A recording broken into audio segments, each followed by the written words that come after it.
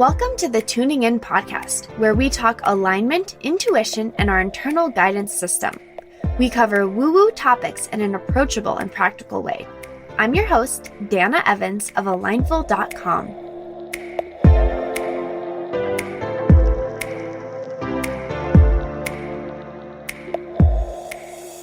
Hello, and welcome to another episode of the Tuning In podcast. I'm excited because this is episode number 30, which means I have been recording this for 30 weeks. What? That's actually kind of crazy. I can't do the math on that right now. 6 times 5. Yeah. So almost 6 months, I believe. And that is really exciting. I really appreciate each and every one of you who listens. I appreciate you sharing it with your friends and telling other people to listen to it and sending me reviews. I just love you guys. Thank you so much. I love this podcast, and even if no one listens, I really enjoy the outlet. And so I at least hope that what I'm sharing that resonates with me also resonates with you. We have a really exciting episode this week. But before we go there, I just want to take a moment. We are deep into quarantine with this COVID-19 virus going on, and I know it's really troublesome and difficult for a lot of us. Not just difficult financially or, work-wise, but I'm really talking about emotionally difficult, both with worry about the future, what's next, what does your job look like, what does your business look like, and also, especially for extroverts, like how can you interact with people and feel fulfilled? And you're not alone. And this is what's really important is however you're feeling, really allow that to happen.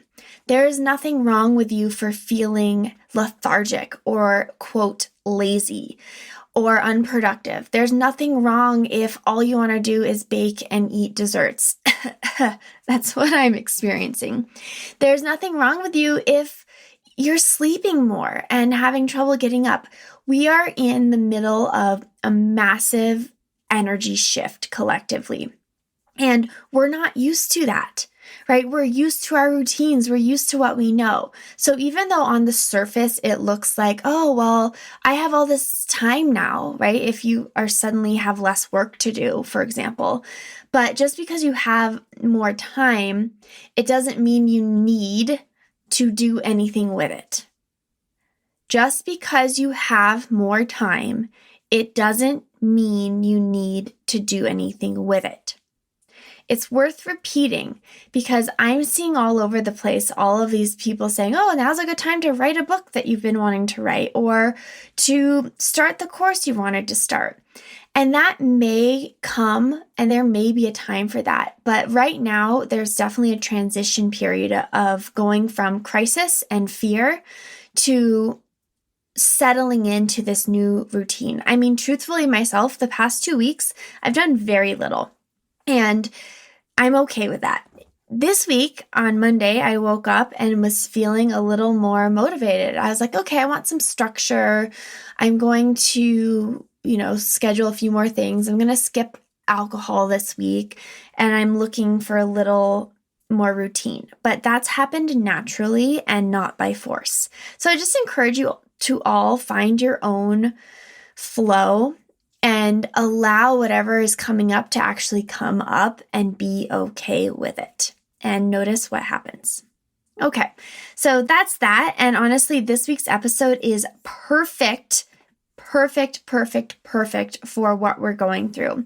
My dear friend and fellow coach, Kandis James, is on the podcast, and she is a mindfulness expert. She's a success coach, and she helps clients harness the power of the mind to achieve heightened levels of focus, creativity, and clarity so they can learn to create a life they love by accessing new possibilities in business and life.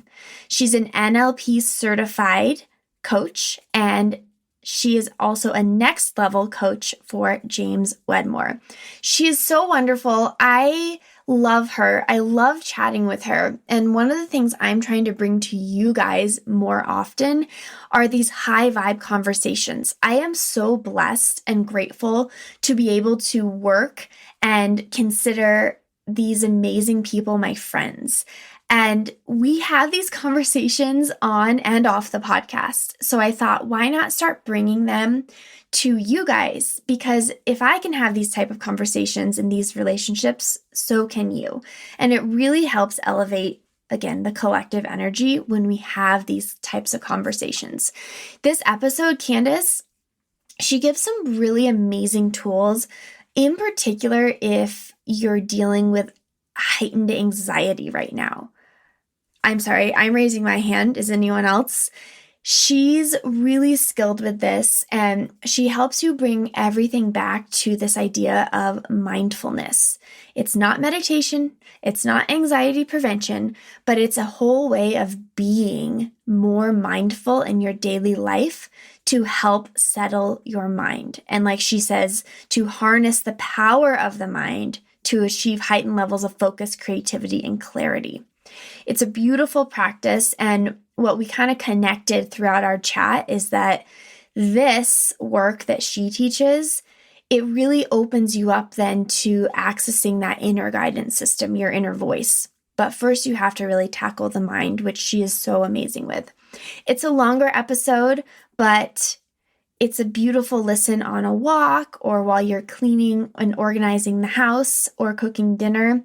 Listen to it with your spouses, your friends, your family. I think there's something for everyone in this episode, and I'm so grateful that she came on. Without further ado, here's this week's episode.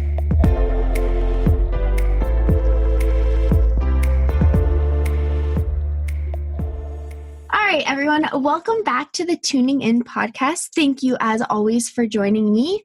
And this week, you're not just joining me, you're joining the delightful Kandis. And she is here to talk with us all things mindfulness and really taking control of your mind during this time. I know a lot of us are dealing with a ton of fear and worry and anxiety and doubt. And Kandis is a master expert at really helping you manage all of this so that you don't have to be really a victim to what's going on, and you can actually start to feel in control and see the potential and possibility for yourself going forward, and not just what you're looking at right now in this circumstance. And as I mentioned on the intro, I really am wanting you to hear her perspective because she is an NLP certified coach, and she has a really great way of working with people and helping you really break out of your crap so that you can move forward and move on. I have personally been able to be coached by her, and I can testify to her effectiveness.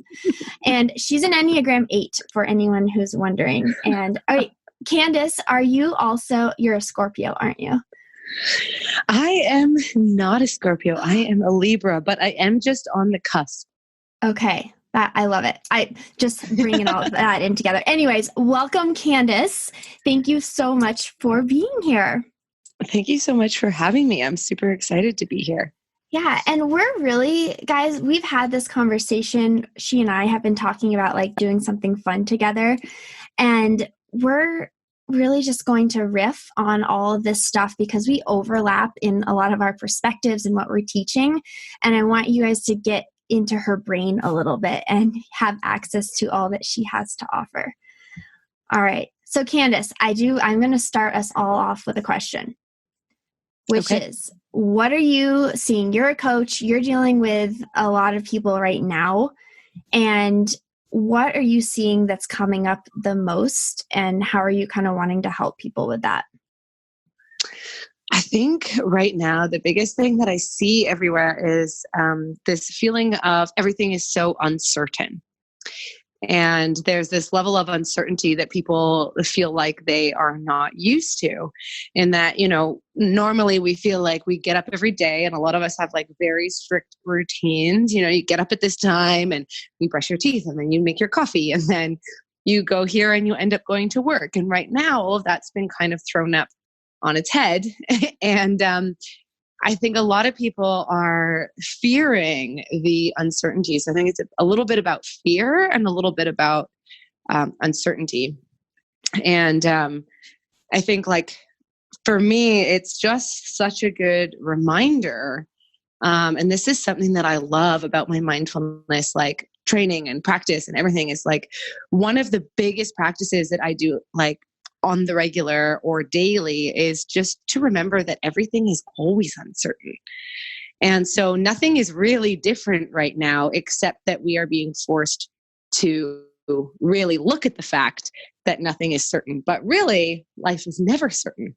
And for me, that's like a really a comforting thing, is that nothing really has changed. It's just how we're looking at it has changed, if that makes sense.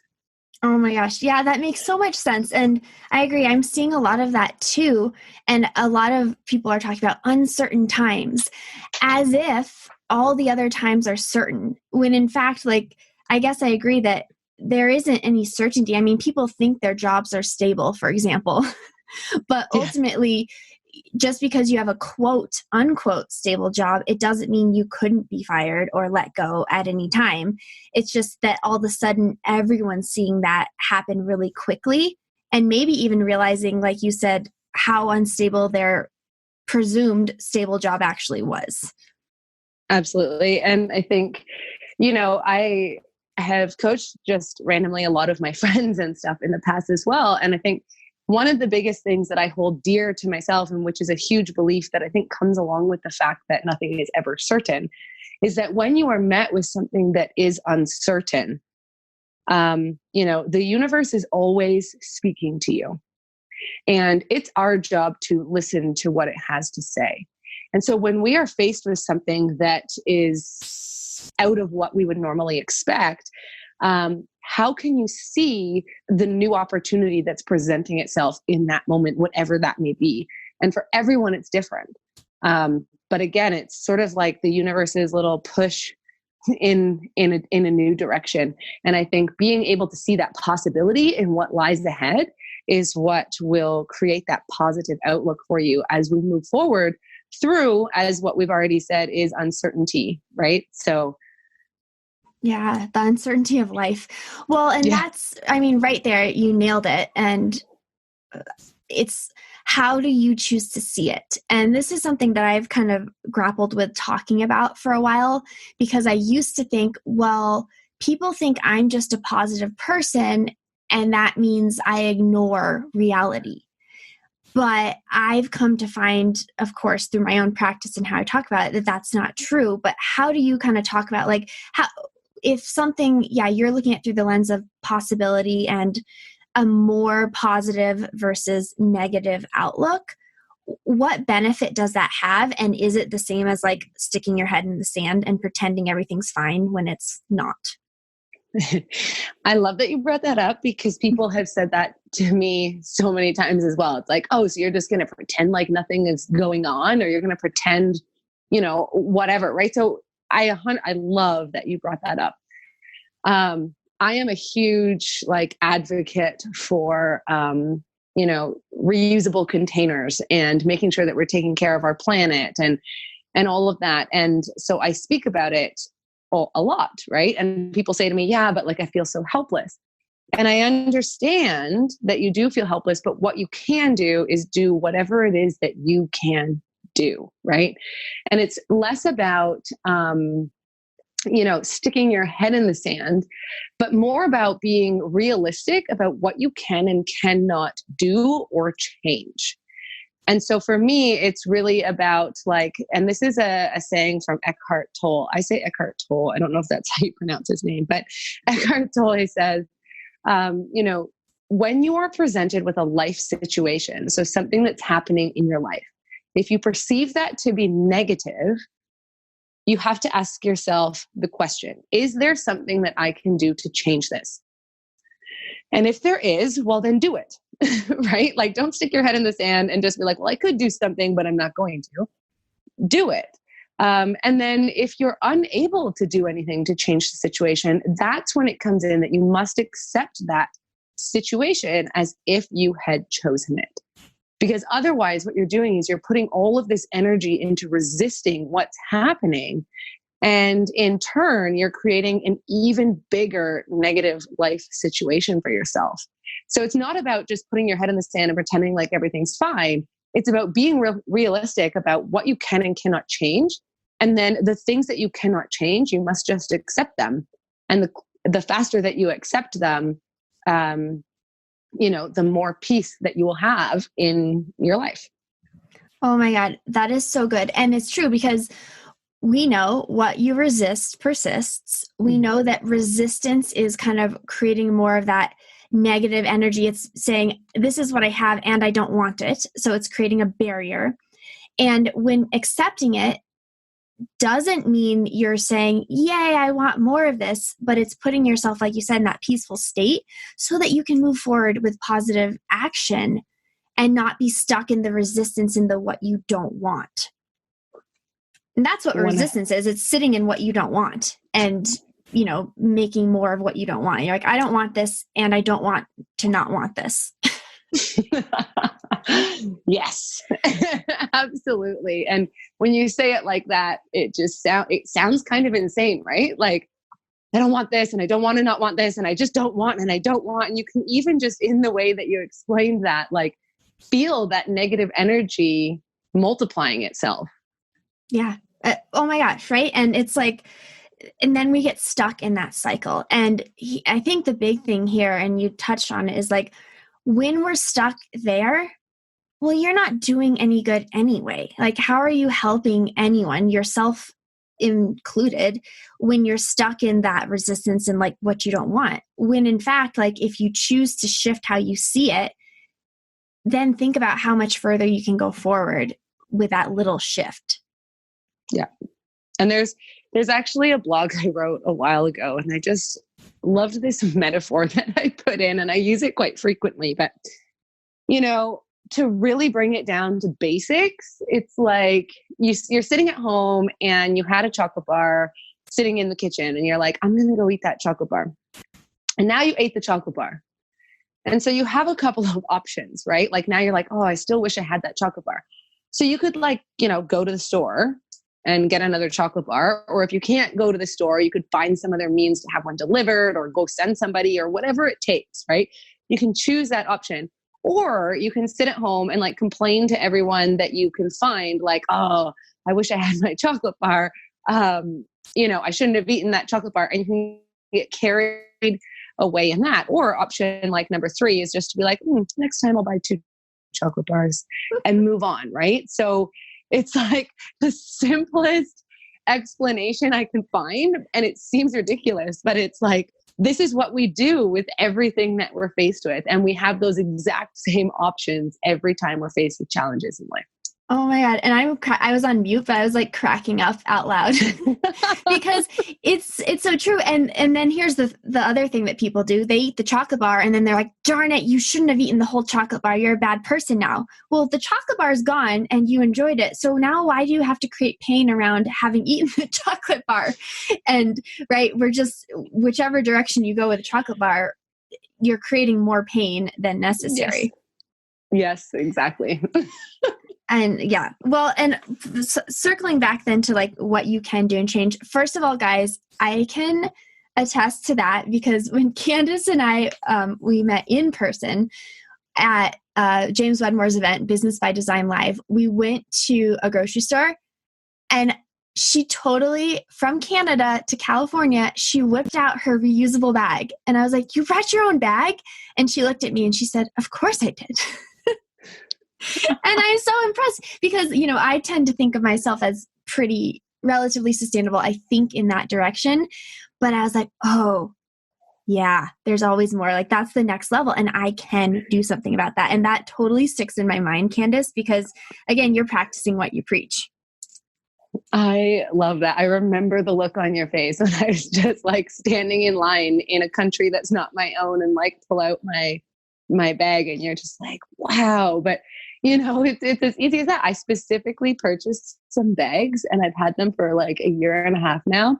They fold up really small. I figure, why not? Right? Be as mindful as you can and choose those actions, do what you can. And for me, it's knowing that I'm doing everything I can allows me that peace at nighttime, right? Like some people say, doesn't matter what I do because, you know, me bringing a bag isn't going to make the world a better place, or it's not going to whatever. But like this actually just shows the influence that you can have by really practicing what you preach and really doing everything that you can. Like you're thinking about it still to this day and being like, next time I travel, I'm bringing my bag, right? So it's wonderful to realize that by just living your beliefs that you can actually like have that effect on other people, right? So it's not as like minute as we all think it is.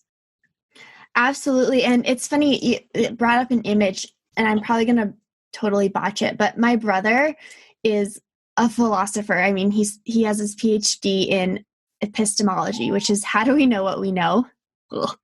And he used to ask me, which would drive me nuts, but he'd ask me these like philosophical questions. And one he used to ask me was, does one grain of sand make up all of the piles of sand? And I'm like, of course it doesn't.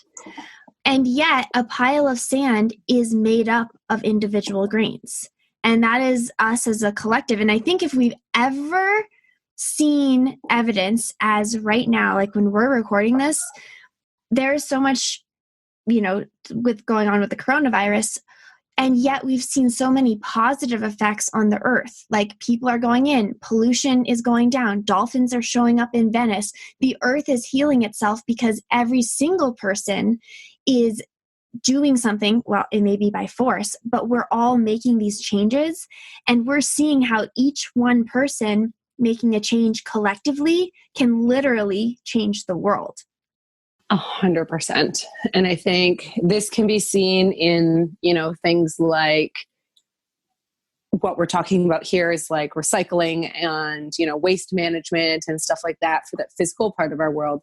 But I think it also really touches home when we think about, how can we mentally and energetically change the world one person at a time? And so when we can remain in these states of calm and peace and positivity and possibility, how does that also reflect from one person to the next person to the next person to create a more global community of possibility and hope and love and compassion? So I think like it's such a great metaphor or like just example of how it can work on a more physical level. And then if we can all do that with our energy, just imagine what we can do for the world too. And I just got massive chills when you said that, which is one of the ways my inner voice says like, yes. Yeah. So yeah, to bring it back to that, individually, this is such a good thing because we often look at, okay, what can I do? I can bring my recycle bags. Okay. So those are like external things. But just like you said, we have to apply that same advice internally. And what tends to happen and what you and I are both seeing is like people are getting a lot of input. People are hearing every single person is telling them what to do right now.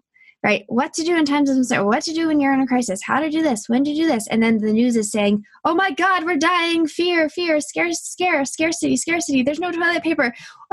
What? It's like massive overload. And like, I just stressed myself out by speaking all of that.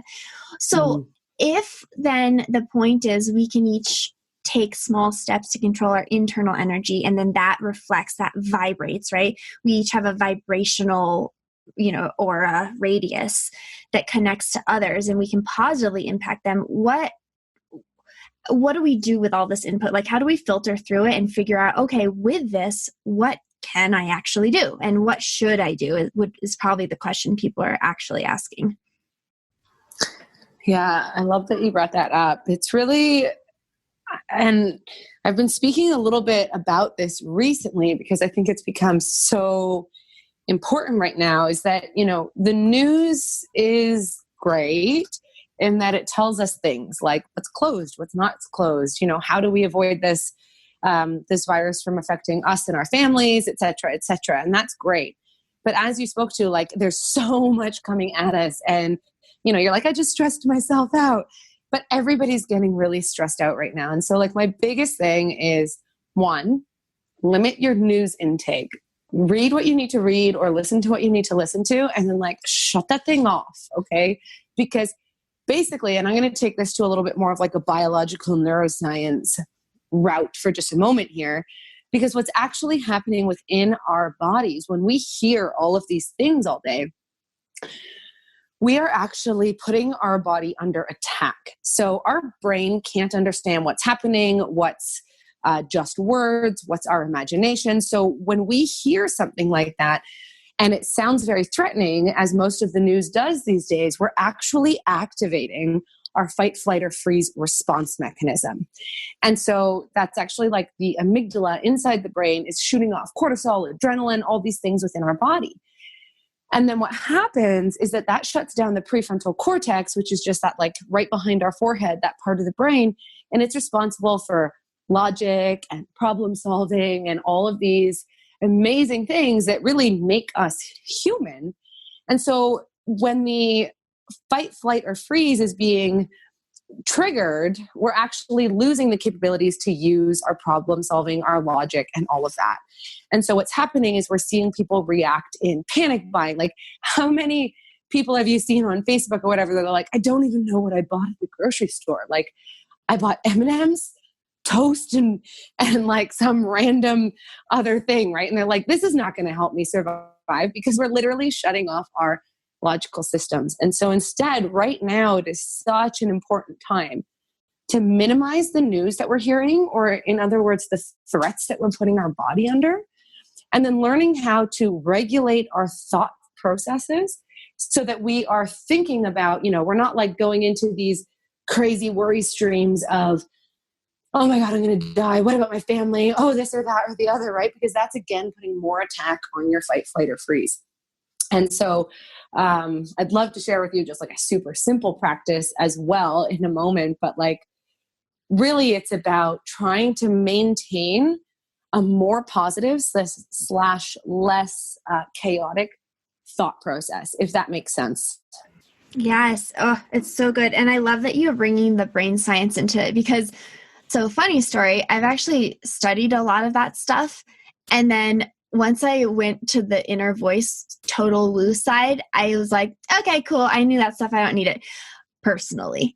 But so I don't share that with my audience, everyone who's listening. There is legit science behind the stuff that we're talking about. And I'm so grateful you, Kandis, to bring that up, because it's like two sides of the coin. There is the science side, and then there's like the total like spiritual woo-woo side. But with quantum physics and all that, like we actually can back the two up. I just don't happen to talk about it. So thank you for sharing that. And to me, this is news to me. I know about fight or flight, but can you talk more about the freeze factor? Yeah, so it's basically just another version of what you do when you are in a panic, right? So depending on the situation, like if, I'm from Canada. And so we talk about like our bear safety all the time, right? And so what do you do when you see a bear? And I think this was actually an old wives' tale, but like you freeze, right? So depending on what situation you're in, you either prepare yourself to fight, prepare yourself to flee, or prepare yourself to just literally freeze. And like you could see that in like a movie where there's an intruder in the home and you have to just freeze yourself in the closet, right? But it gives you that ability to maintain like complete silence and stillness of the limbs. But still, it's an adrenaline rush that's holding you in that space. And yeah, it makes sense. And is it triggered? Do we have a choice if we're fighting, flighting, or freezing, or is it kind of subconscious, like, and it totally gets triggered and we don't know which one's going to show up? So this is the really cool thing about our human body system, is that it is reacting on a level that we can't even perceive. It is reacting so quickly to what's happening that we can't even perceive. So when we have a regulated brain state in which our amygdala is, at the regular size and it's not triggered too often, it will logically choose whichever one is best. And here's the thing, though, is that when we allow that amygdala to be triggered so often, and this is by negative thought processes, this is by watching too much negative news, This is from staying in prolonged levels of stress, whether that's from your job or just your life situation. When we allow that to do more and more, that's when we start to have a little bit of irregulated response. And so not only then do we start doing things that maybe aren't actually serving us, but our body becomes very tired and worn down, and we begin to be able to just like not quite react the way that we should. Oh, okay. Yeah, that's good. Because what I was kind of picturing too, as you were talking about this, I'm like, okay, so we get ourselves like, we're constantly, for example, consuming news or whatever. And it's like an overactive system where we're constantly in that state of fight, flight, or freeze, which depletes us and we get worn down. And then what I see, and tell me if you see this too, is it's almost like we end up in a variation of freeze, which is the numbing. So instead of dealing with what's going on and seeing what we can do, we kind of go into this like semi-conscious state where we're just on social media or just doing things to avoid all that feeling because we're so tired of feeling triggered all the time. Yeah, we can totally do that. And then you also see people that like, that would be what a lot of people do, right? And then you can even see like on social media or whatever, people get angry. People start dividing people, right? So that would be more like the fight. So you can often see, and like social media seems to be like a magnifier for everybody's response, right? But you can actually see like which people are sort of going into fight mode. And these are the people that are trying to like pit groups against each other. And then you'll have the freeze where people just feel really numbed. A lot of people will experience depression, sadness, anxiety, those types of things, right? Like it's just super overwhelming. And then you'll have the people that flee. And I think those people are just, unfortunately kind of like a mix of everything and avoidant, and often aren't speaking about what they really need to speak to, which again can lead to anxiety and depression. I think that's so helpful the way you just described those, because what it's doing is it's taking like, phrases that we know, and you're helping people self-identify. So it's like, do you find yourself getting really angry and triggered and reactive? Okay, you're probably in a fight mode. Do you find yourself just like totally shutting down? You might be in a flee mode and like not wanting to even engage with anyone, or the freeze mode, which is like you said, anxiety and depression and stuff like that. And of course, I know you talk about anxiety a lot. Any of these can trigger anxiety, right? Oh gosh, yeah. We are at a time in the world where anxiety is so prevalent. And as someone who experienced like debilitating anxiety for about a year from a traumatic event, but anxiety can come from all of them, but especially, and I think this is what's so important, is anxiety comes from a place of a fear and often not talking about it. So what we spoke about before is that resistance. And resisting the anxiety, resisting our fears, pushing away from them. And that can even exacerbate the anxiety even more. Yeah. And wow, everyone who's listening, have you been there? Can you self-identify with this? Because anxiety, the word itself is really thrown around. And I think it's become so common that people think, well, I just have anxiety and I either need anxiety medication or it's just I'm an anxious person. But what you're saying is there is, which of course I follow as well, like there is a root to this, and a lot of the root of the anxiety is in avoiding the feeling of anxiety.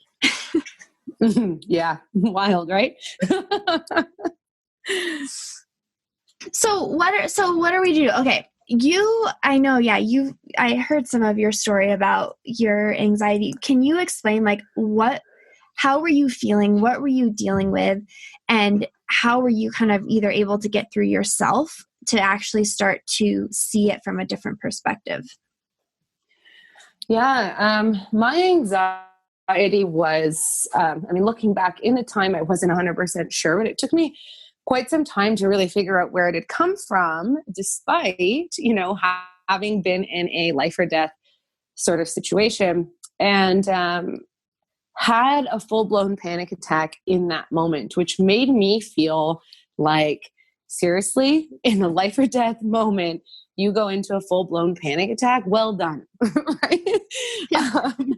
And it sort of put myself into this mode of like non-trust of my own self, which is a very difficult place to be in.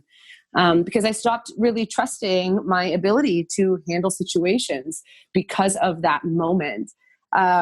And so, I mean, it took me about a year. And basically, as far as the debilitating anxiety, it was really, I could just be anywhere. Like, I remember one day being out for dinner with my parents, sitting on a patio in summer. Like, it should have been such a lovely experience. And all of a sudden, I started to shake. My heart rate started increasing. I started to just feel really, anxious, just so anxious. And all I could think was, I'm going to die. I'm going to die. I'm going to die. That was my big anxiety, is that I'm going to die. And I don't know what's wrong with me.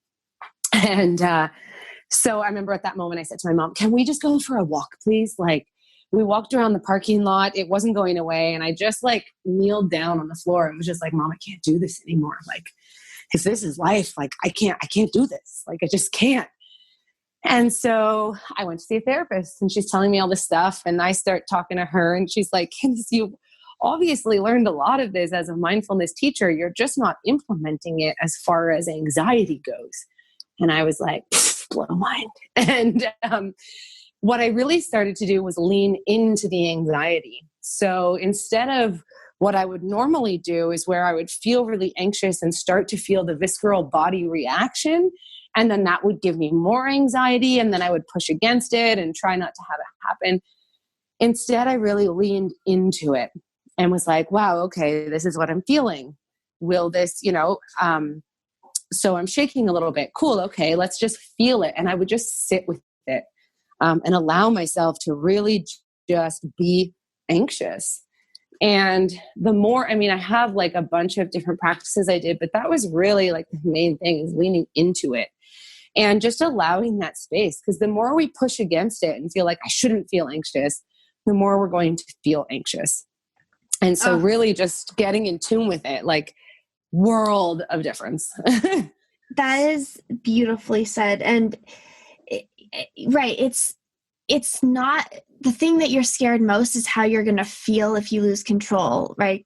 Right. And perhaps you didn't want it to trigger another panic attack, and yet not feeling it was causing so much more pain. That's what I'm hearing from you. And then what you did, and this I think everyone could really benefit from hearing, is you stopped putting maybe the blanket term of anxiety, and you started identifying what was happening.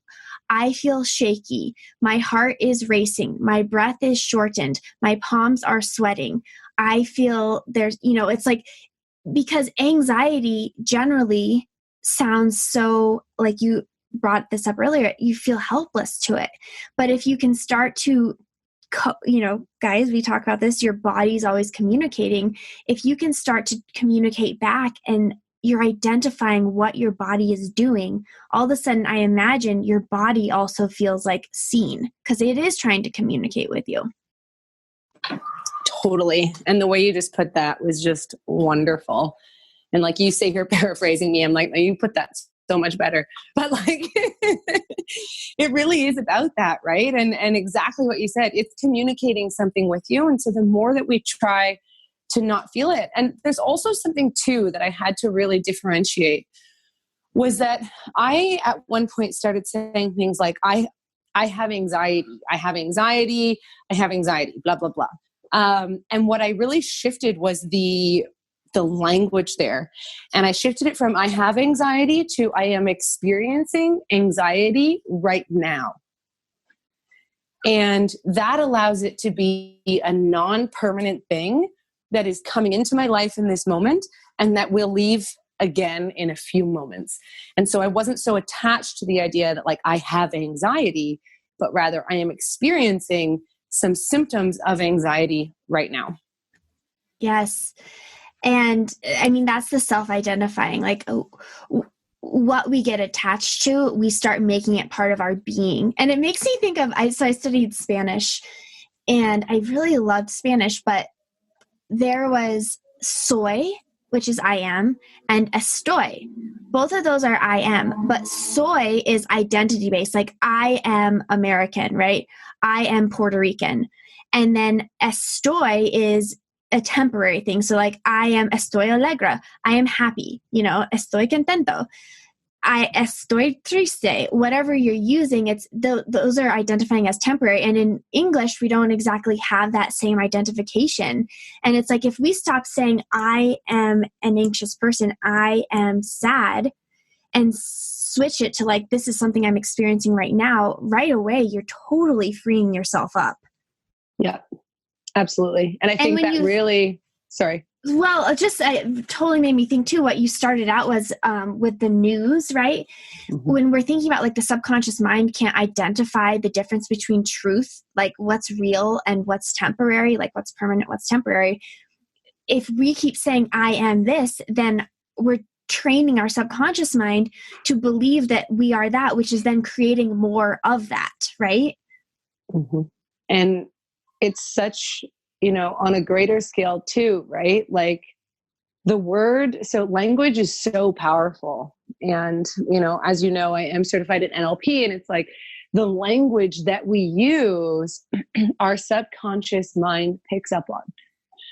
And that's one of the reasons that I so despise the word pandemic, because I think that for almost everyone that I've spoken to, I mean, I don't know anybody I've spoken to that's been like, no, that word sounds like birthday cake to me. Like it sounds really cool and easy. Pandemic can be such a terrifying word. And all that pandemic means is that it is a disease that spreads across more than one country.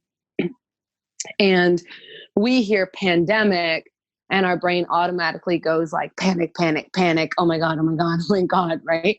So how can we choose to, and I know that like a lot of our news stations are really fear-mongering based, right? But in your own home, what's a word that you can use to describe that maybe doesn't sound so looming or negative or triggering to you? Ooh. Wow. Yes. And looking behind right. And of course the word sounds scarier because of the way it's being used. So then we're doubly affected by it. Cause I have a board game called Pandemic.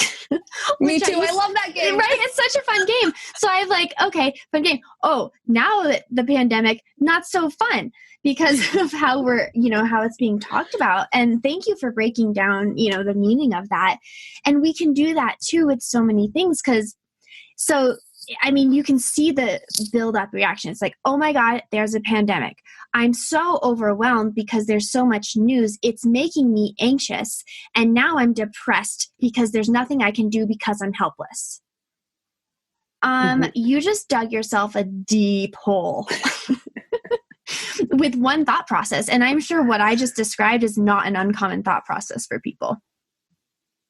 Totally. Yeah. So what do we do? So, because this is what I run up against a lot with the stuff that I'm teaching.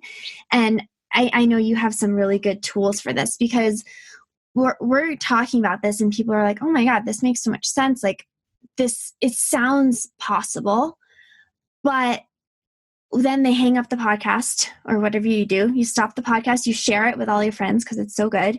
And then you're like, find yourself in the spiral.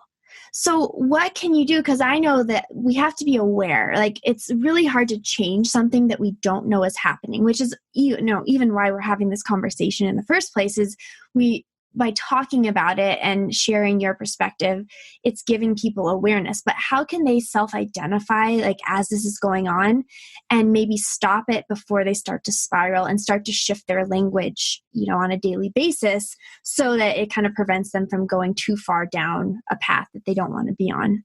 Yeah, totally. I think like really what's so important right now is the ability to see our thoughts instead of being consumed by our thoughts, right? So there's this idea that, our mind is usually using us. We have like 60,000 thoughts every single day, and 95% of those are repetitive and 85% of them are negative. It's just our brain's way of trying to stay in tune with the negative things or the possibly dangerous things around us so that it can keep us alive. So it's not our brain's fault, but our brain and our mind are often working against us in that they're focusing in on the negative. And so this has been like from, our evolutional days where we used to live like out in the middle of nature and we had to be consciously aware of what was going on. But now we get caught on our negative thought patterns and we actually create situations that aren't actually there because our brain has something called a negativity bias in order to keep us alive. And so Rick Hanson in The Buddha's Brain says, our brain is like Velcro for negative thoughts and Teflon for positive ones. Positive ones just like slip on past and we connect with the negative ones. And so for me, it's just so important to choose activities through the day. And this is like one of the simplest exercises that I love to, explain to people, because choose something that you do every single day. And you can choose one activity this week and then add another activity next week, and just continue to add them. But choose something that you do every day. So whether that's washing the dishes or taking a shower or brushing your teeth. And while you're doing that, put all of your attention to that particular activity. So if you're washing the dishes, when you pour the water into the sink, listen to that sound and really take in that sound. And when you see that your attention has been brought away from the sound of the water, then just notice that, notice what you were thinking about, thank it, and then bring your attention back to the sound of the water. And then do that as you put your hand in. What does the water temperature feel like? What do the suds feel like? What does it feel like to remove a piece of food from that plate? And how quickly does it leave? Like, just bring your attention fully to it. And the more that you do this, you could do it like I said, in the shower, brushing your teeth, driving, washing the dishes, whatever it is. The more that you bring your attention so fully to an activity, the more you'll be able to notice what types of thoughts you're having on a regular basis.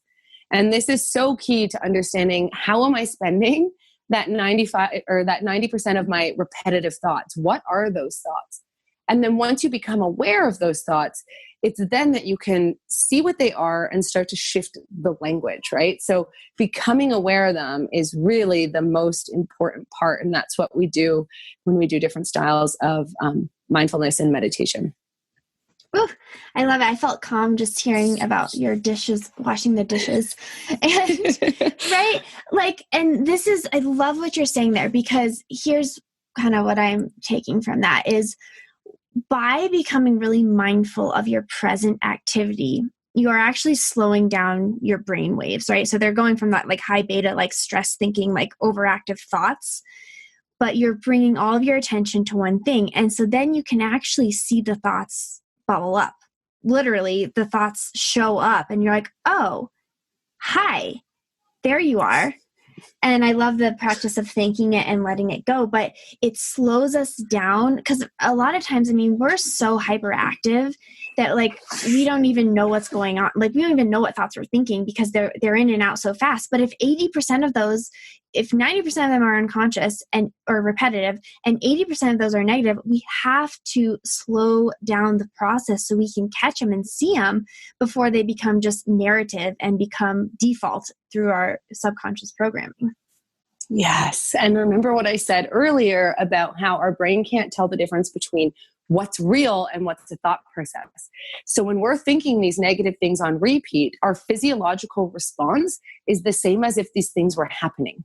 So when you're imagining that something terrible is going to come out of, I don't know, this virus and like your mom's going to get it or whatever, you're actually experiencing the same physiological response within your body that you would if that was actually happening. So you're putting your physical body state into so much stress by not paying attention to where your thoughts are going. And and then we're letting the mind. So I talk about this on the podcast a lot, is like, we have a mind. So just like we don't want to identify with the feeling like I am anxious, I am experiencing anxiety, a lot of people say my mind. And I like to say, well, what if you think about the mind? Because you have the mind and you also have this like inner wisdom, your inner voice. And what's happening, what you're describing is like, we're just letting the mind, it's like the wild freaking West. And the mind is like a cowboy trying to, cause all this drama. And it is. And through that, what you're saying is like, we're literally then experiencing the negative effects of the thing that we don't want by letting the mind run rampant. What? Yes. Talk about insanity. We're creating our worst case scenario willingly. 100%. And we are actually, I love you're saying that it's like the wild, wild west, because it is. It's just out of control, right? And that's what I always say is like, stop allowing the mind to use you, and instead bring back that control, and you can use the mind in much more powerful, positive ways. Yeah, because it's like a supercomputer. But if the supercomputer doesn't have a program, right, that you're writing for it to go, I mean, God, what's the supercomputer going to do? Like, it's like going to make mischief, or leaving our cats unattended. They're like, oh, how can I get attention? And that's what the mind is doing. The mind is seeking attention, and it's seeking what it knows, which is like, I have to protect you and things are scary and all this stuff. But unfortunately, whether or not things are actually scary or not, the mind is going to create that scenario, and then we're going to experience it in our bodies, which then I'm assuming puts us right back into this fight, flight, or freeze situation where we are doing no one any good.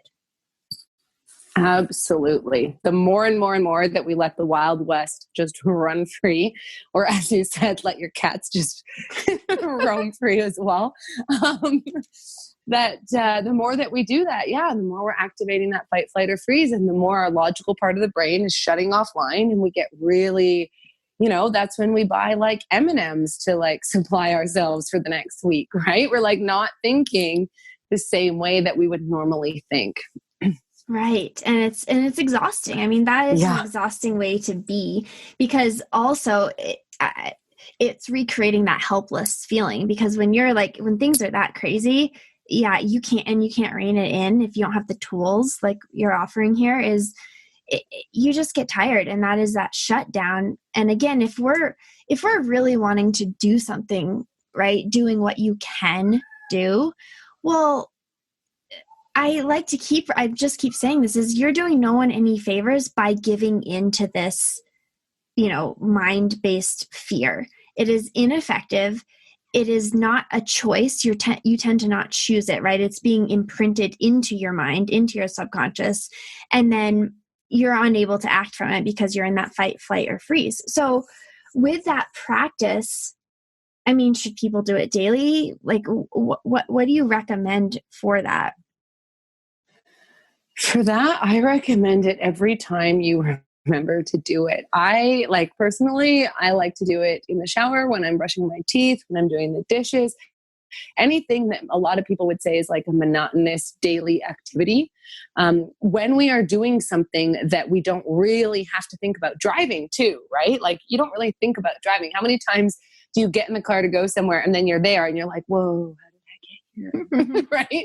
So you just got so lost in thought on the way. And like I said, most of that's negative and repetitive. So anytime when you're doing an activity that your body can do on autopilot, then pull yourself out of autopilot and be really, really, really present. And so even just starting with like one major activity a day and like see how that goes for you, and then choose another one, right? In the end, like I said, I try to do it with every activity that I could be on autopilot for. But instead, I be fully, fully present so that I leave as little room as possible for my mind to just be like, and start like thinking all sorts of random and wild things. Yeah. And it's so powerful because, you kind of were talked about even with the anxiety and like you were lacking self-trust and control. Well, when we start to lean into these practices and like watching the mind, you become, because I actually believe there's the mind, the inner voice, and then there's the witness, right? So you don't have to be either. You get to start to witness your thoughts. And I mean, I know that's a big teaching in like transcendental meditation. It's like, you get to see them. And I love how you thank them and release them, because then you're starting to build that trust with yourself. Like, oh, I do have a say. Oh, I can, take control. If I'm starting to panic, I actually can shift that. I can witness my thoughts. My thoughts are not me. I love the phrase, don't believe everything you think, because that is it's such a reminder. And on that too, my favorite, other quote that is basically on that exact same thing is, take your thoughts to court. So every time you think something, and this is actually a practice I did when I was experiencing a lot of anxiety, I'd be like, I'm going to die now. And I would literally write down, okay, cool. What do you have to say right now that will prove that you're going to die right now? And then what do you have that will prove the opposite of that right now? And obviously I didn't really have anything that would show that I was going to die right now. It was just a thought that came in my head. But yeah, take them to court, right? Would these stand up in a court of law, whatever you're thinking? Are you just thinking this randomly, or do you have reason to believe this for real? That is an awesome practice. I'm totally going to use that, because it just takes it to the next level of you challenge yourself, challenge yourself to say, wait, is this real? Is this really real? Let's really look at it. I've been taken to, when I go on my walks, I'm readjusting my walks this morning. I was out there and it's spring and I just am so present. And when I'm not actively thinking of something, what I've been trying to do is just say, thank you, thank you, thank you, thank you. Almost like a mantra that fills the space that my mind would want to go rampant. And when I'm in that mantra, just gratitude, I hear the birds, I see the birds, I say good morning to the squirrels, I hear the water and the ducks, and I feel the sunshine on my face. And I'm like, oh, look at the clouds. It's almost like you're kind of high, because I'm high on life, because you're so present. And that feeling, and I don't know, I don't really smoke pot, but I think that's what a lot of people experience is it slows things down and gets you kind of out of your head and more into sensation. Absolutely. I love that practice that you just said. That's amazing. Just that, being in gratitude. And something as when people hear that I teach mindfulness or meditation, they're like, oh, well, I can never clear my mind. And it's not really about clearing your mind. It's more about just being very, very present. So if you want to think about something such as gratitude, be very, very present to what you're grateful for, right? You can do a sound meditation on that walk. Just be deeply present to the sounds, whether that's a bird, it's the wind, it's the stillness, right? It doesn't have to be about just having no thought. And as you said at the beginning, digging your head in the sand. It's really just about becoming so aware and present with positive feelings and, even wind, sound, or gratitude, right? Oh, I'm nodding my head, because can we please, for once and for all, demystify meditation? Guys, we are not trying to get you to stop your thoughts. Thoughts are, in fact, part of the mind process. I call it, I should do an episode on this, I call it brain sweat. So when your thoughts come up, right? Isn't that fun? When your thoughts come up, your brain, it's just, they have to come out. We spend so much time trying to tamper them down, just like our anxiety, our collective anxiety. Yes. We're like, shh, go away, go away, go away. And it's no, I'm here.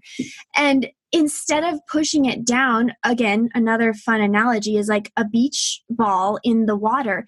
It's so much work to push it down. And the further you try to hold it down, the more force that it comes flying up with. But if every day you're leaning into this mindfulness, right? You don't have to be, some 2-hour-a-day meditator, but you're leaning into the mindfulness, right? You're letting your thoughts, like you described, they can bubble up and you thank them and release them. You don't become your thoughts. Then the sweating, it's like sweating every day. You have a lot fewer toxins to clear than if you sweat once a month. And usually that sweat is going to be like a forced sweat. You're going to like have a flu because you haven't allowed those thoughts to come through. So like let them up, see them, have compassion for them, and then go back to your focus of being mindful and or meditation or whatever. We're not stopping the thoughts. We're just shifting how they're coming through, and that you're the thinker of your thoughts, right? You can witness them instead of be them. 100%.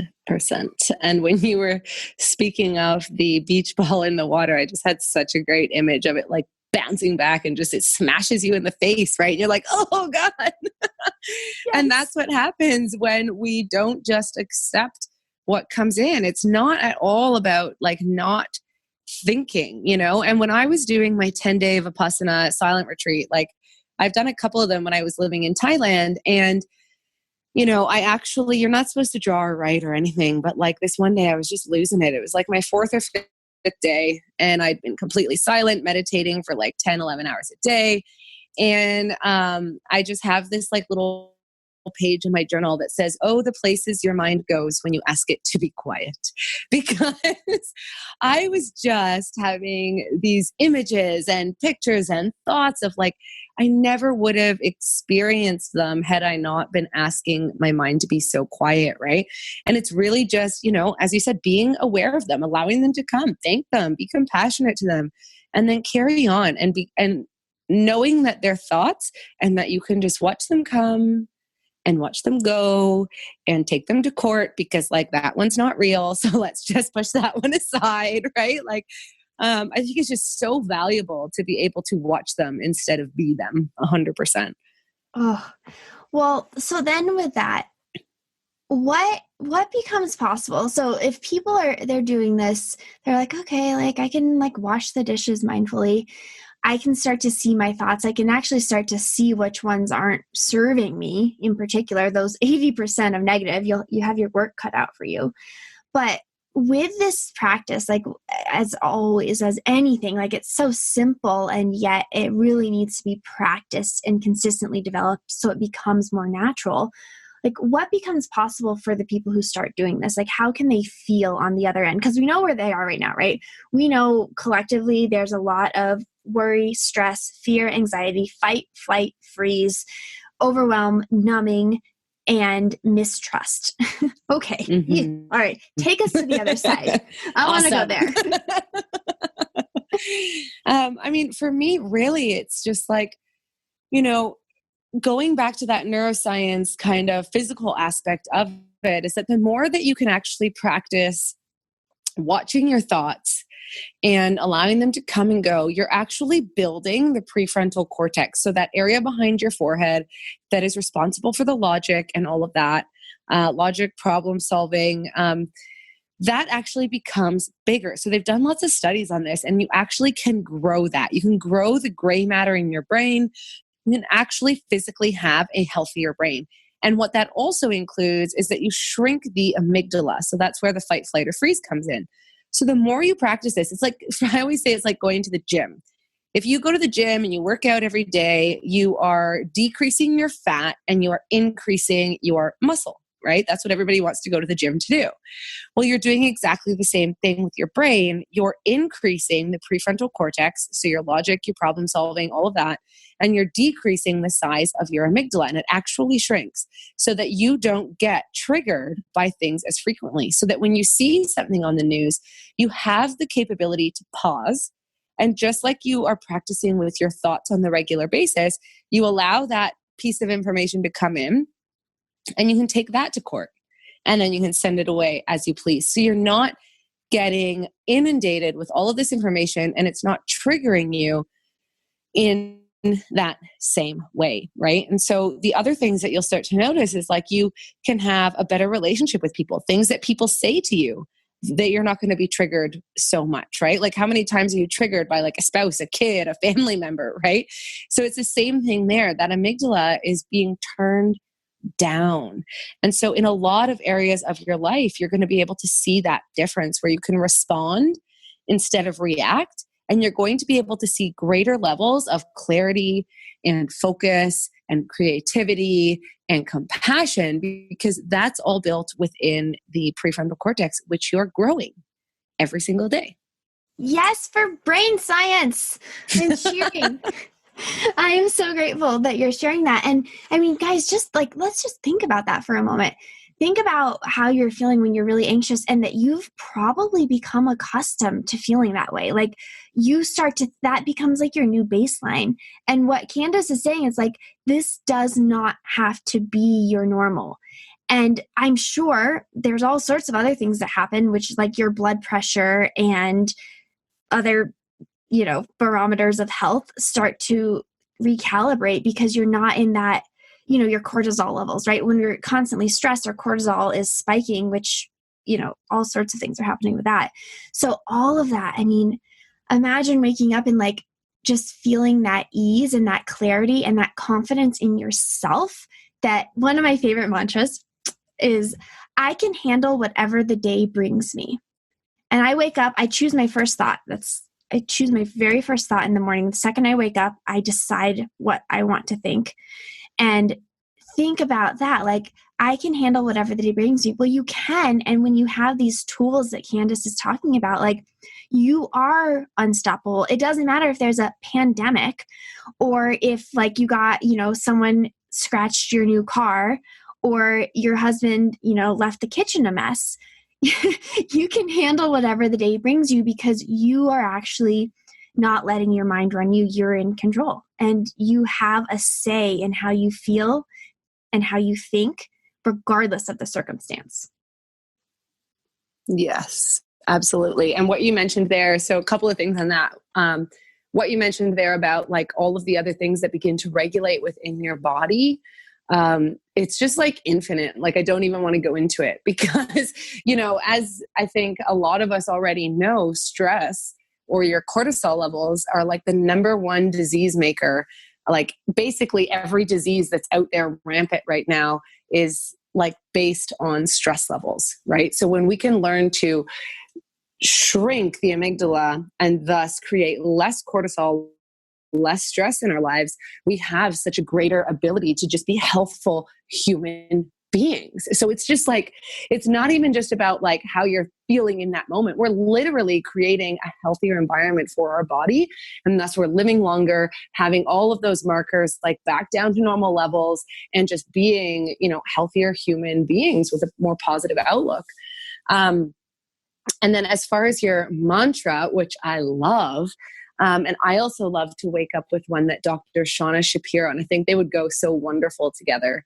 Dr. Shauna Shapiro, she practices a lot of self-compassion. She's a beautiful human being. And she says every day she wakes up and she says to herself, what wonderful things will happen today?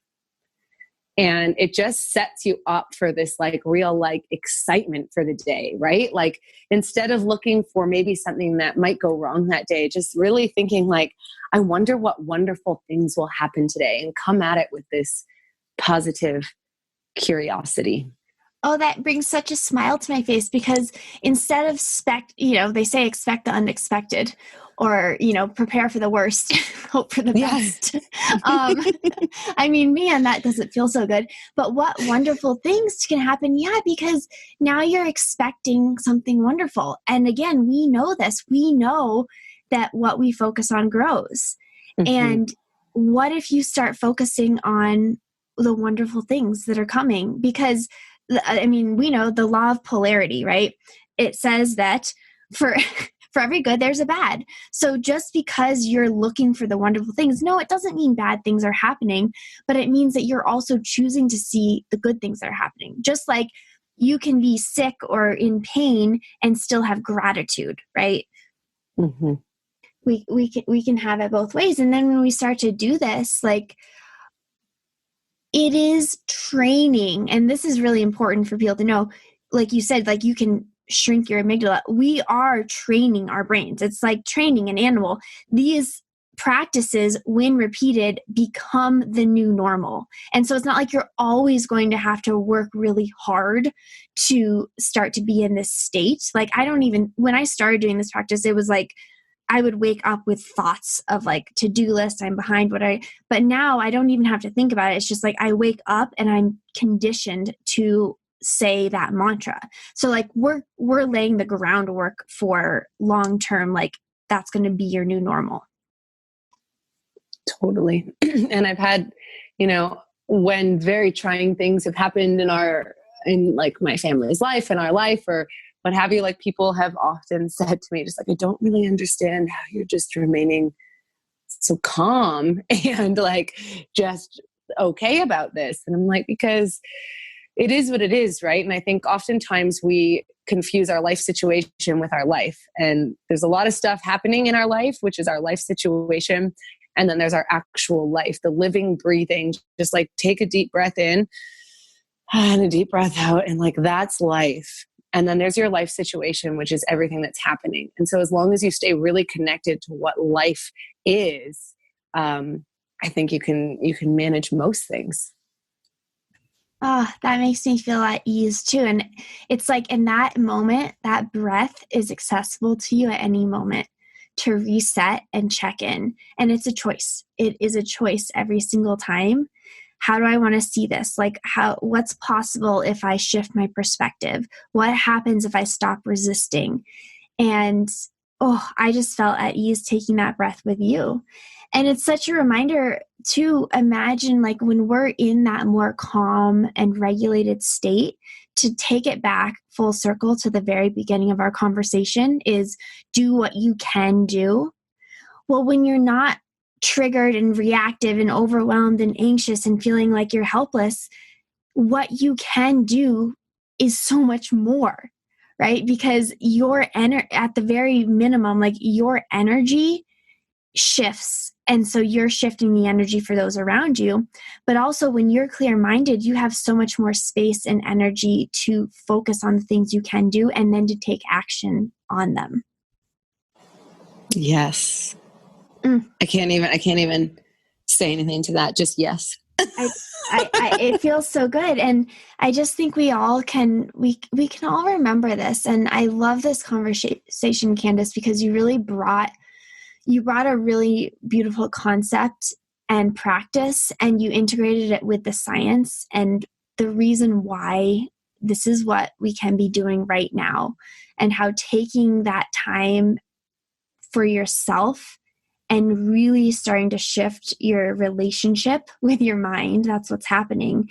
Because I talk all about inner voice. Once you do all of this work here, like you're creating so much more space to hear your inner voice. But first there's a relationship too with your mind that you have to work in and work around so that it can work for you. Absolutely. And like, I love what you do and what you talk about with the inner voice, because you are 100% correct. So a lot of us get so caught up in these wild thought processes that we have, and these 60,000 thoughts that we have every day, in which, let me just say, if we actually break that down by the waking hour, that's like one thought every second while we are awake, right? Like, and then we're like, I don't know why I feel so tired today. Because your mind has been going at such a rapid pace, right? So when we can learn to slow that down, when we can learn to realize what we're thinking about all the time and just say, okay, yeah, I already thought about that today. Cool. We are opening up that space for intuition, inner voice, all of these other things to come out, instead of it just feeling like, instead of just pushing it down with these wild thoughts that we have all day, right? And the more that you allow yourself this space, I have had some of my best ideas in the middle of a meditation, because I have allowed that thinking part of my brain to quiet down. And then like up out of nowhere, I feel like it like pops out of my stomach. It's just like, hey, I have this great idea. And I'm like, oh, that was brilliant. Right? So really being able to quiet down these wild thought processes and get in tune with yourself and your inner voice, it's so powerful. And I love that you said it came from your stomach, because I just did this challenge, which is discover your inner voice type. And there's 5 types that I've identified. And one of them is gut core. And so that's most likely your inner voice type, is it's coming from that space within you, which is kind of connected to your sacral chakra. Anyway, Yes. I digress. But I love that. I need to see that, because 100% when people say, how do you make your decisions? I'm like, well, I sit there, I think about it. And then whatever my gut tells me, that's what I do. Yeah. And the reason you can act on that is because you've built that relationship of trust with yourself, right? You took yourself out of that lack trust from before with the deep anxiety and panic.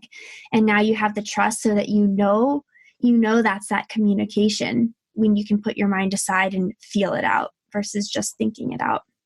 Absolutely. Oh, well, Kandis, this has been so magical. Friends, you can have friends like this. It's so much fun to be able to just chat. It is so much fun. Right? She and I got on the phone, I don't know, last week, I guess. And we're like, oh, we have ideas. Let's talk. And then we just couldn't stop talking. And I'm like, let's do a podcast. Let's do more of these conversations because this benefits everyone. We're benefiting the whole. Your wisdom, Kandis, is benefiting everyone.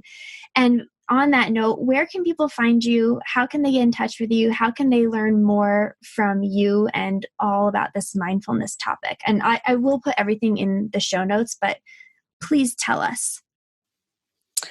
Yeah. And thank you, Dana. Really, honestly, having this type of conversation with friends, especially in all the time, but especially right now with everything that's going on, it is just such a breath of fresh air to be able to speak to such, high level, beautiful things and energize each other and share these beautiful ways to feel more calm and peace and presence in what could be called, a trying time right now. So just thank you so much for having me here. And as far as probably best is find me on Instagram, kandisjames.kj. Is probably best. Beautiful. And you have a membership. I do have a membership. Yeah. tell us more. So I'm actually also writing a book right now as well. So I'm super excited about that. And really my goal is just to help people use harness the power of the mind in a way that you can create the life that you want. And my book is actually called Wake Up to What You Choose, which will hopefully be coming out in the next few months. And it's really about, the story of one day when I realized I was the creator of my own life, and to stop getting stuck in these stories in my head of what I could or couldn't do, and how to use the power of your mind and mindfulness to create a life that lights you up. And that when you wake up every day, you're just like, heck yeah, this is my life. Because I think so many of us are just going through life doing the motions, and we're not feeling that deeper connection to life and love and ourselves. And so that is what we do inside the membership. All of the yes. I just got chills all over the place. That is, and yeah, Kandis is super active on Instagram, and she's like, you're doing a lot of talking to the camera now, which I love. So go follow her because you'll get more of that wisdom and just more information. And can people DM you if they have questions? Absolutely. I would love that. Yeah. Send her a message. Tell her how awesome she is, what you took away from this episode, and anything that you're trying to apply, because we want to hear from you. We want you guys to actually start applying this so that you can feel that shift and transformation that she's talking about. But the only way you're going to feel it, besides listening to our podcast, because you probably feel pretty good right now, but then when you put the podcast down, you got to pick up the tools and put them to work. Put on your tool belt and start putting these practices into and put them to work and see how they can actually shift you. Well, Kandis, I so appreciate you. Thank you so, so, so much for being on. And I'm sure there are more episodes in the future. Absolutely. I'm already I want to share this. I want to share that. So we'll be back. Okay. Awesome. Until next time, guys. Yes. Thanks, Kandis.